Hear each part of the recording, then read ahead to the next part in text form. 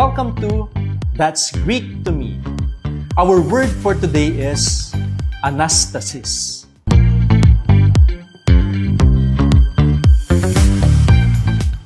Dear friends, Erenehumin, peace be with you. This is Father Joel Camayas, Salesian of Don Bosco, and welcome to That's Greek to Me.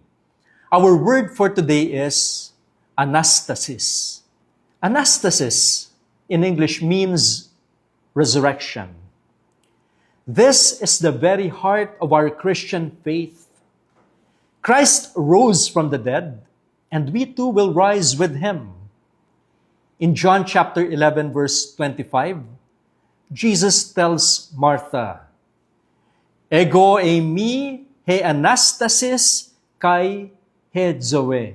I am the resurrection and the life. And he continues, whoever believes in me, even if he dies, will live. And in 1 Corinthians chapter 15, verse 20, Paul proclaims, Christ has been raised from the dead, the first fruits of those who have fallen asleep. Now, from this word comes the name Anastasia, meaning resurrection.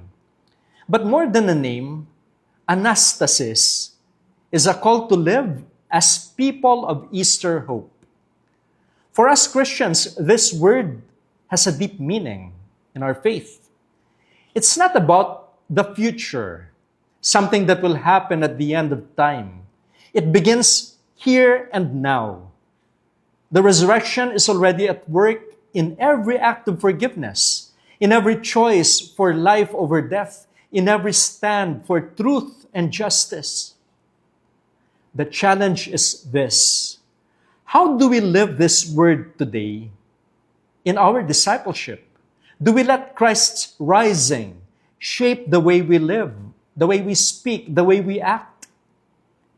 Do people see in us the signs of new life? Dear friends, the resurrection is not just a future event. It begins with faith in Christ now. And that's our word for today. May these words accompany us as we grow in faith. Meron ba mga salita sa Biblia na mas gusto niyong maintindihan at malaman kung ano yung ibig sabihin nun? Pwede kayong mag-comment, magtanong kayo at sasagutin natin yan.